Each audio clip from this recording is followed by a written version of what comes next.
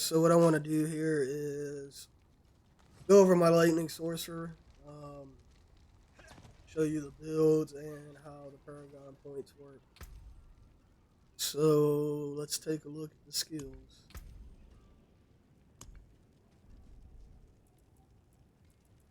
By the way, this is an in-game build,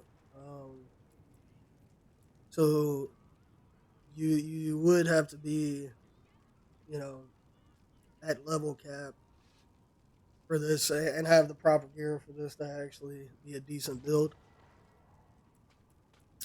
So to start out, you're gonna use the firebolt for your enchantment. Which, by the way, if you don't know, you get the enchantment effect after you reach level 15 and you unlock or you complete the mission, the main quest for the sorcerer.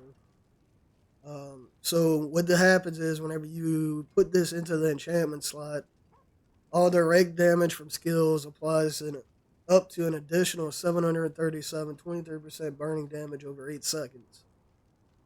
So basically, whenever I hit him with any of my primary skills, any skill at all, it applies a burning effect to him, which gives him damage over time.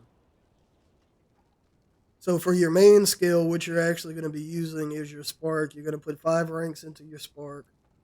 You're going to go to your enhanced spark, and then flickering spark. Each time spark hits an enemy, it has a 3% chance to form a crackling energy.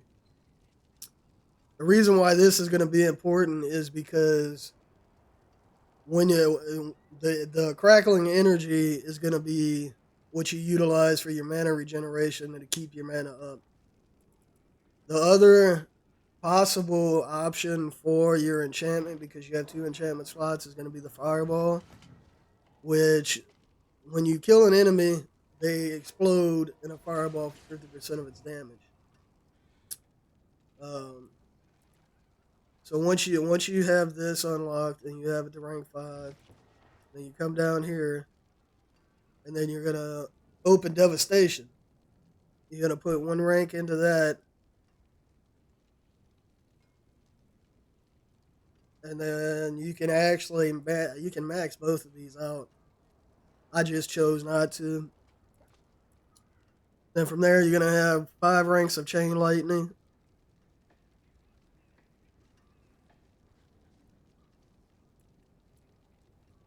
Chain lightning enhanced, which gives you 3% increased critical strike chance per amount.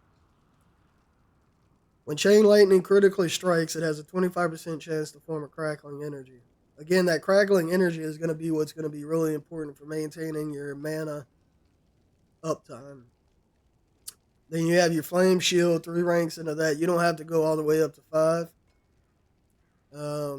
You're going to do your enhanced flame shield, which grants 25% movement speed while active, and your shimmering flame shield, which heals you for 50% of your missing life when you activate it. Once you get that one, you're going to come down here to the Frost Nova. 2 ranks into that, enhanced Frost Nova, and then shimmering Frost Nova.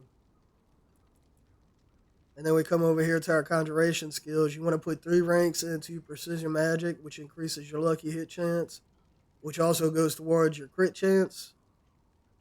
And you want to go to the align the elements here, which gives you damage reduction for each second you haven't taken damage. And then you want to max out protection. Using a cooldown grants 30% of your maximum life as a barrier for 2 seconds. This is going to be really important because you're going to get extra damage and extra crit chance while you have barriers active. So then you're going to come down to here and to your mastery skills, and you want to put 3 points into static discharge, 3 points into invigorating conduit, which upon absorbing crackling energy you gain 12 mana. And then you want to put 5 ranks in the lightning ball here. Enhanced ball lightning's damage rate is increased by 200% of your attack bonus, speed bonus. And then Wizard's Ball Lightning. If an enemy is hit at least 4 times by a cast of Ball Lightning, a crackling energy is formed. It can only happen once per cast. So then from there, you want to do. This is all stuff that I have through my gear, so that's not actual points spent. You want run just the first rank of Unstable Currents, 1 rank of Coursing Currents, which I'd probably max that out eventually. 3 ranks of Permafrost,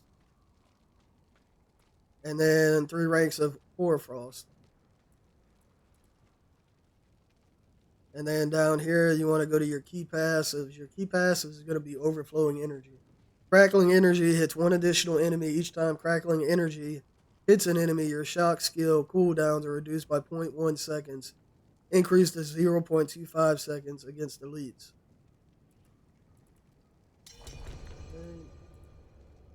So now that we looked at the skills, let's take a look at the Paragons. So the way the Paragons work, once you reach level 50, you'll see the bar down there at the bottom left of the screen, and each time you reach a certain rank, you get a Paragon point. Every time you hit one of those nodes within that bar. So the Paragon starting node is where you start at. Now, depending on which way you want to go, depending on where you're trying to get to, is going to depend on where you want to utilize the points at first. For me, because I'm running the wizard, I decided to go the route of intelligence, and so you just keep putting in your points here until you get to. The goal is to try and get to the glyph socket, and the way this works is you find these through doing nightmare dungeons, and once you install this glyph, you see how it says plus 20 out of 25 dexterity requirements not met. The additional bonus is what you're looking to get. Where for this when it says your lightning damage has a 5% chance, increased chance to critically strike enemies who are stunned, immobilized, or frozen. And the way it works, these red squares right here, everything that is within these red squares goes towards that dexterity. So what I'd have to do is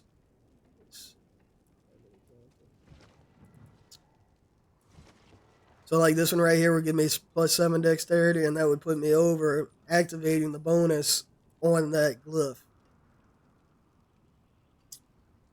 So you have you can pick up all these glyphs in the nightmare dungeons, which I'm going to show some gameplay in another video of my first nightmare dungeon that I completed on World Tier 3 solo. But each glyph offers a different bonus and a different effect. And every build requires different glyphs.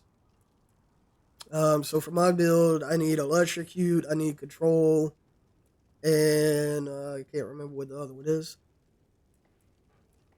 So yeah. If you enjoyed this video, I hope you'll give me a follow, give me a like. Feel free to ask any questions in the comments. Also, feel free to follow me on my Twitch, and you can come see me every time I go live. And I'll be happy to answer any questions within that time, within that setting as well. And yeah, I hope you enjoyed this video. Thank you.